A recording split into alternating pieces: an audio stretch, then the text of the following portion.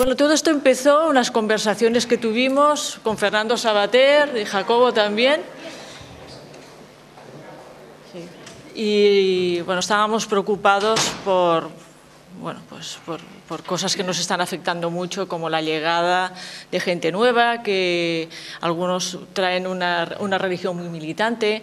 También nos preocupaba un poco el auge del fundamentalismo en la área cristiana, aunque no tanto, naturalmente, como el otro, que es algo que se ha sufrido de una forma muy particular. Precisamente tenemos entre nosotros ahora en el aula, aunque hablará el viernes, al profesor Robert Redeker y sus escoltas, porque Robert pues, sabe qué es enfrentarse a ese tipo de movimiento, ¿no?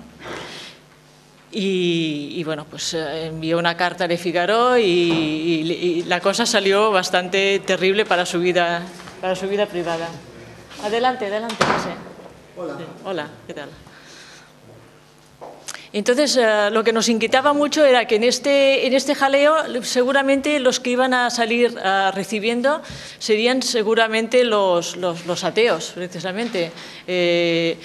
Nuestra sociedad secular ha sido un éxito de muchísimos años y creemos que tenemos que tener una postura fuerte para defenderla. Y se nos ocurrió crear este curso donde hubiera diferentes voces que pudieran hablarnos de estos temas. El título se le ocurrió a Fernando Savater, se le ocurrió que fuera Democracia versus Teocracia y empezamos a elaborar lo que sería el esquema y los ponentes. Entonces tenemos el placer de que inaugure este curso, porque en principio venía Fernando Savater, pero han tenido un problema de horarios y se han cambiado la hora. Va a hablar Antonio Elorza, ya lo conocéis seguro que todos. Él es catedrático de Ciencias Políticas, es un ensayista conocido, es un periodista, bueno, además en prensa, en televisión está ahora también. Y él escribe mucho, su ámbito de interés está mucho en la religión y últimamente pues también en el tema del Islam. Acaba de publicar este libro, Los dos mensajes del Islam, razón y violencia de la tradición islámica, y supongo que nos hablarás ahora un poco de todo este tema. Por la tarde habrá una mesa redonda y esperamos que Antonio, que no se encuentra muy bien, esté en condiciones de asistir a ella. Así que vamos a empezar ya y le vamos a pasar la palabra a Antonio. Muchas gracias.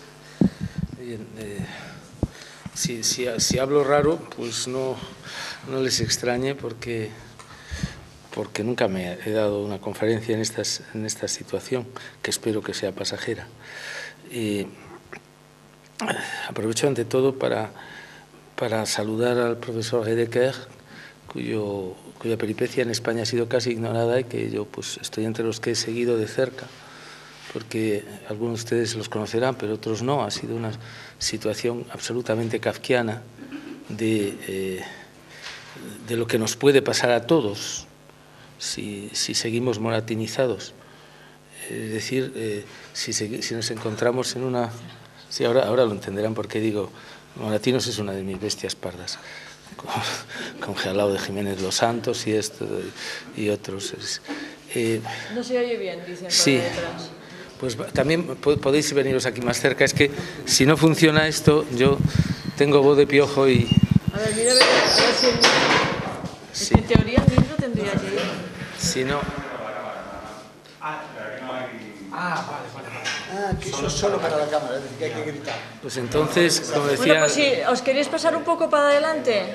Aquello, dejad que los niños se acerquen a mí. Por favor, ¿queréis pasar un poco más adelante? Hay una mesa aquí libre. Sí. Es que no nos... Si ¿Oís no, bien? ¿Sí? Vale.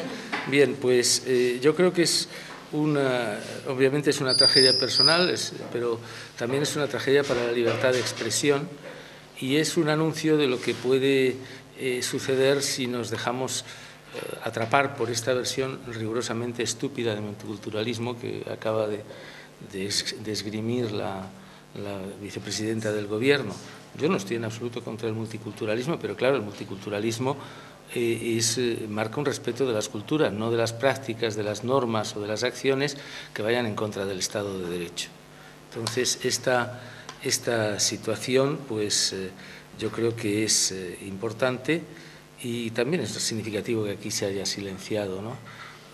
Creo que enlaza con muchas cosas que se saben mal. Cuando hace unos meses o un año, no sé, Ayaan Hirsi Ali fue invitada a España, los anfitriones recibieron una nota del eximio señor Moratinos recomendándole que no hiciera esta invitación. Es decir, hasta ahí hemos llegado. Entonces, luego todo esto pues tiene flores de Goytisolo y proclamas muy estimulantes, que por otra parte no ponen en absoluto freno a la xenofobia, a lo que yo llamo la maurofobia. O sea que son declaraciones que simplemente nos impiden ver la realidad y que no atacan en absoluto los fenómenos de xenofobia, de racismo que hay en nuestras sociedades. Pero claro, las cosas no se combaten con errores.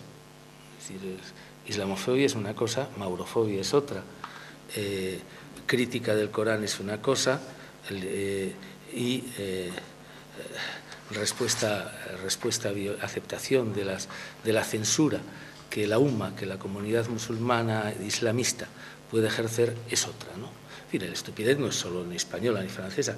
Pensemos que un señor como Tariq Ramadan, al cual yo creo que le corto un poco el rabo, por eso no anda por aquí más, pero si no andaba porque es el sueño teórico de Gemma Martín Muñoz, directora de la Casa Árabe.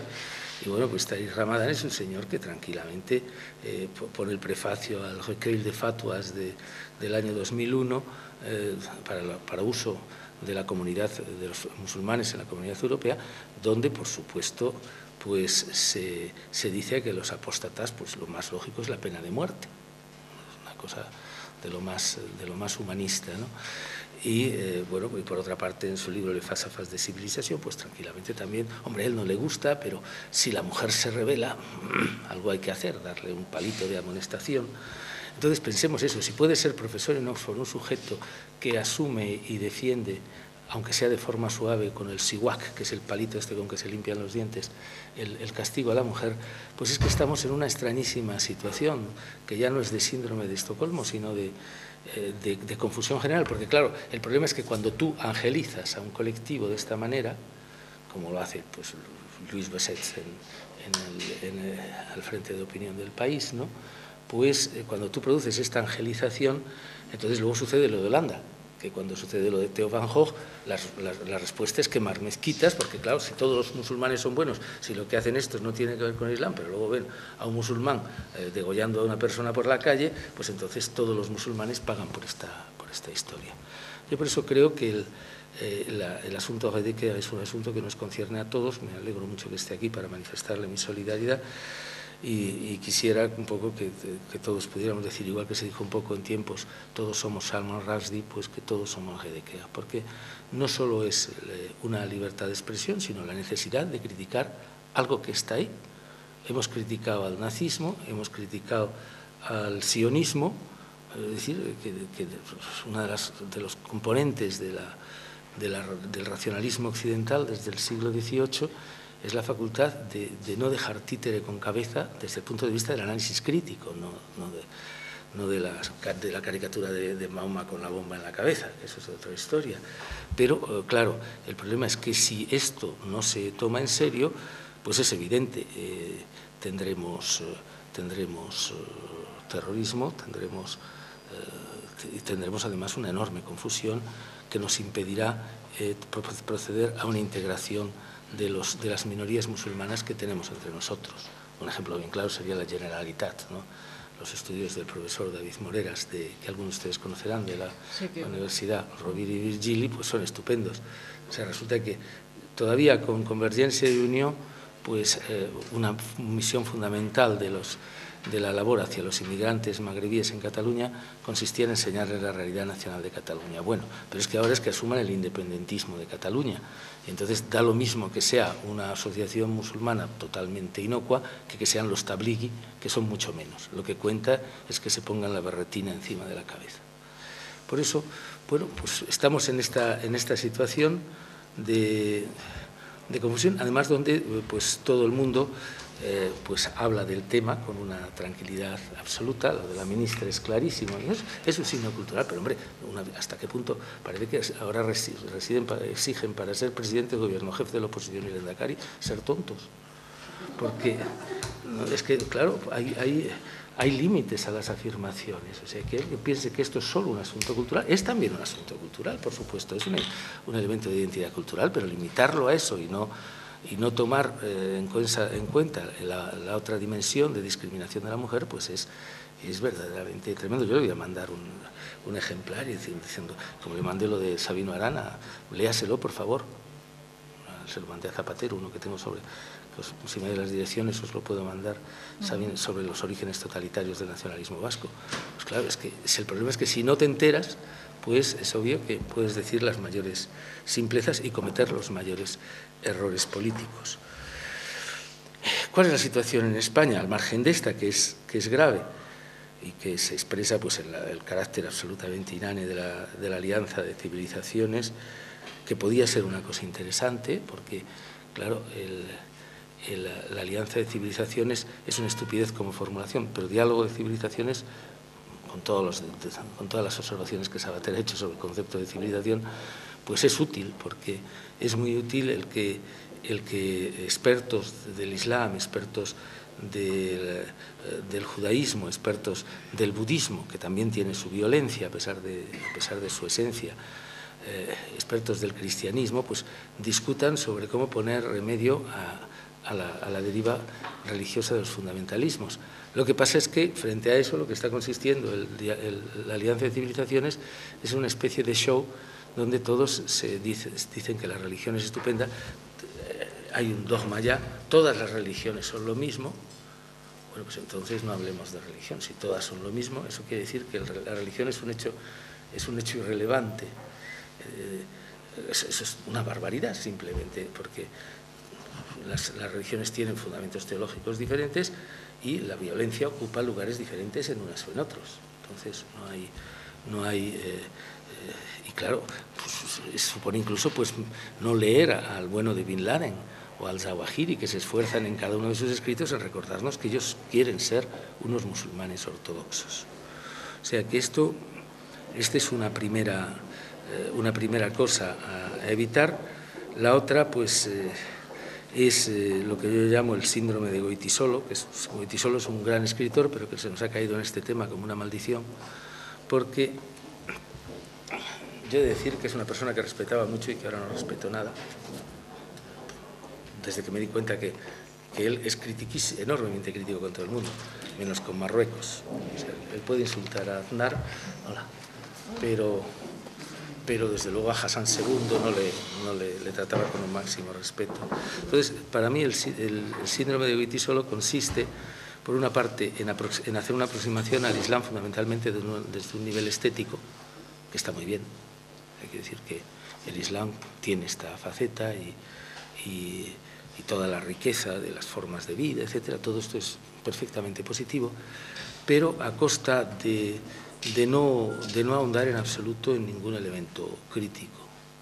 Entonces, en el límite a veces resulta pues una postal bellamente ilustrada, ¿no? Claro, el problema es que detrás del Athna al-Jema, pues está los servicios de represión del Estado de Marruecos. Él escribió hace poco en El País y yo le contesté suavemente el sábado, decía, es que las cosas se ven mejor desde dentro. Claro, depende si desde dentro te dejan escribir, porque me gustaría saber qué le pasaría a Goytisolo si escribe de Marruecos y del gobierno de Marruecos la mitad de lo que escribe sobre el gobierno de España o sobre cualquier otro. Pues tendríamos gran escritor español muerto en un paso de cebra en los alrededores de Marrakech a los 3 días, vamos, es decir, y él lo sabe, es decir, que no, que los juegos están claros, pero lo malo es que Goytisolo pues actúa aquí como un gran Manitou de estas cosas, ¿no? Y hace observaciones que son razonables, porque no es en absoluto un estúpido, pero produce un efecto de cortina muy importante, ¿no? Porque cierra todo camino al conocimiento de los orígenes.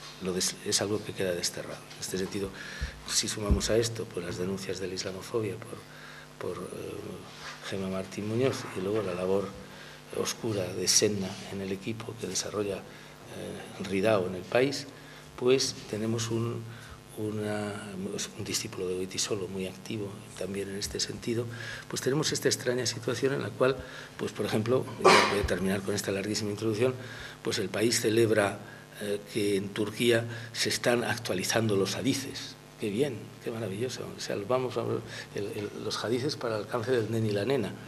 Pero claro, ¿qué son dicen son 70.000, las compilaciones normales son de 7.000 y muchos de ellos 4.000 y pico suelen, porque hay muchos que son reiterados, ¿no?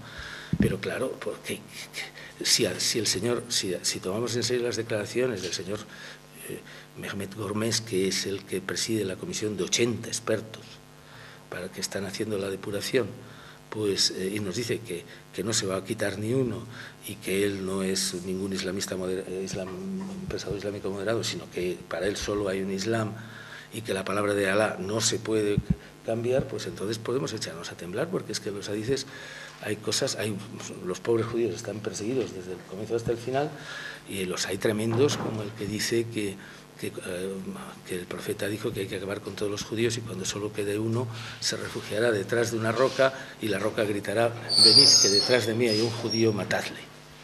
Claro, ustedes me dirán qué puedes hacer sacando a la luz esto, pues sembrar antijudaísmo. Y es decir, los hadices las colecciones suelen tener unos 300 sobre yihad como guerra. ¿Qué haces con esos 300? Es decir, que pero bueno, que haya un islamista que quiera colar la cosa y decir que eso es sano y respetable, está dentro de su ideología, pero que esto se ha asumido por un periódico occidental con la mayor de las tranquilidades y como si fuera la cosa más positiva que puede pasarle al Islam en Europa, pues entonces, porque hubo 2 artículos en este mismo sentido, además de un excelente reporter, porque si dijéramos que los hay, son de segunda, pero este conoce muy bien el asunto, está claro que si escribe así es porque cree que tiene que escribir así. Entonces nos encontramos en esta situación que, resumiendo, sería, a mi modo de ver, en el caso español, desde el punto de vista de los intelectuales, pues una especialización muy escasa en el tema, una atención muy escasa. Tenemos pocos islamólogos, buenos, muy buenos, pero en España, paradójicamente, a pesar de lo cerca que está del mundo árabe, es un país donde el contacto intelectual con este mundo ha sido muy escaso, la preocupación real ha sido también muy escasa, y entonces esto ha producido algo muy curioso, y es que, pero que sucedió también con el comunismo, que las relaciones de los intelectuales que se ocupan con este mundo pues están fuertemente condicionadas por los receptores, por los objetos de conocimiento. Yo esto lo viví en el Partido Comunista o en el poscomunismo, ¿no? Claro, si tú vas a Cuba y les dices que eres maravilloso, que aquello, que bien compañero, tal, pues aquello es el sueño, te conviertes en el amigo, como hay miles por aquí. Miles de intelectuales de izquierda razonables que escribían sobre otras cosas con un sentido crítico, pero de Cuba no, porque quieren seguir yendo. Porque, claro, a la primera crítica que les hagas, entonces el Orsa es un hombre de la CIA y curiosamente te prohíben, no solo te impiden, más que ir allí, porque allí cuando quieres ir a un congreso pagas y vas, pero aquí, o sea, se produce un curioso efecto donde los boicots son como lo que antes contaba, que todavía no estaba Fernando, de moratinos diciéndoles a los que invitan a Jan Hirsi Ali, les desaconsejamos esta invitación. Claro. Entonces, en esta circunstancia, pues se produce este fenómeno. Yo lo viví, yo solo he ido una vez a discutir con ellos cuando Hatami quiso conocer cómo pensaban los europeos de él. Entonces, no sé por qué, había escrito un artículo en El País sobre Irán, me llamaron, ya de entrada fue genial porque era el artículo, era la ponencia más suave que he hecho en mi vida, comenzaba con buenos días nos de Dios y terminaba con un inshallah y tal, en fin, estaba lleno hasta el momento más provocador, estaba cuidadosamente escogido, que era para decirles que una prohibición pues arrastra otra prohibición peor. Digo, como dice un gran teólogo del Islam, el hijab sí es una prenda obligatoria, pero el chador no lo es. Inmediatamente el hijo de Montazeri y otros tíos que andaban allí con los bolondrios, todos, ¿quién es es ese teólogo? Y yo le dije, pues su santidad, el Ayatollah Khomeini, en sus aforismos piadosos, ¿no? Pero a pesar de eso, estuvo el texto discutido palabra a palabra, no durmió el director del Cervantes, porque cada palabra mía es eso, y eso que querían que supiera lo que yo y otros pensábamos sobre ellos. Y esto que era Hatamí, o sea, que quiere decir que era ya el pensamiento libertario dentro del Islam, ¿no?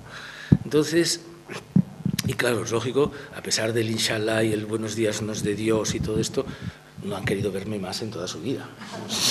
Eso es clarísimo. Quiero decir con esto que a la segunda, que el bueno de Martín Montávez o Gemma Martín Muñoz dijeran lo que a lo mejor piensan, y no digamos mi amigo Mohamedín Bernabé López, pues en cuanto dijeran lo que piensan de la realidad, se les acabó la historia. Es decir, se producía un corte que obviamente para sus carreras de investigadores, que lo son serios, en los 3 casos que he citado, pues era muy grave. Pero es algo que conviene también tener en cuenta. Es decir, está severa, y ya si nos encontramos con un Ministerio de Asuntos Exteriores que asume esa lógica, pues podemos pensar que nuestra situación es buena. Resultado, a mi modo de ver, funciona muy bien la defensa. Es decir, el Ministerio del Interior ha desarrollado una labor comenzada antes del 11M, pero sobre todo con el ministro Alonso y con Fernando Reinares de asesor, una labor importante de formación de grupos no solo policial, sino intelectualmente antiterroristas. Y esto pues se nota porque cada pocos meses nos encontramos con comandos desarticulados. Es decir, yo alguna vez que he dado conferencias en algunos lugares que había policías, obviamente no lo notabas, pero recuerdo hablando de los tabligui, los únicos que sabían en aquella sala quiénes eran los tabligui eran los del grupo antiterrorista. Es decir, que el interior funciona muy bien y el resultado está ahí. O sea, sin Guantánamos, España ha cazado islamistas, terroristas, pues por un tubo. Es decir, es obvio que han fallado enlaces, pero la labor ha sido notable. Justicia, yo creo que está en un camino de ir ha hecho una labor de saber quiénes son, porque el problema es que hasta ayer no se sabía qué grupos había por aquí. O sea, se conocía la Comisión Islámica Española, se conocían los grandes protagonistas, pero quién andaba por cada sitio y qué era, se les conocía solo efectos de subvenciones. Entonces, Justicia al menos ha hecho esta labor, no sé con qué alcance, y luego pues Moratinos pues iba embarcado en la anticruzada, es decir, en una especie de labor de protección general a todo, sobre el supuesto de que es esto de que el Islam pues es buenísimo, todo el Islam es buenísimo, no hay ningún problema, y el problema son los occidentales que son xenófobos, ¿no? Entonces, con esto es evidente que quedas muy bien. Esto es lo políticamente correcto, es lo que defiende la Casa Árabe y es lo que se traduce pues, en los fastos tipo Alianza de Civilizaciones y en una política que yo creo que no ha dado más desastres porque no les ha hecho caso, porque es que el bueno de Moratinos llegó en su viaje, después de las caricaturas, en su viaje a Pakistán, a suscribir con el ministro pakistaní una iniciativa de perseguir a los de las caricaturas a nivel internacional, como si no estuvieran, por ejemplo, en los medios de comunicación oficiales en España, por ejemplo, los asaltos a embajadas danesas, todo eso ha sido cuidadosamente omitido. Es decir, que nos encontramos ante una curiosa situación que no es más grave, tal vez.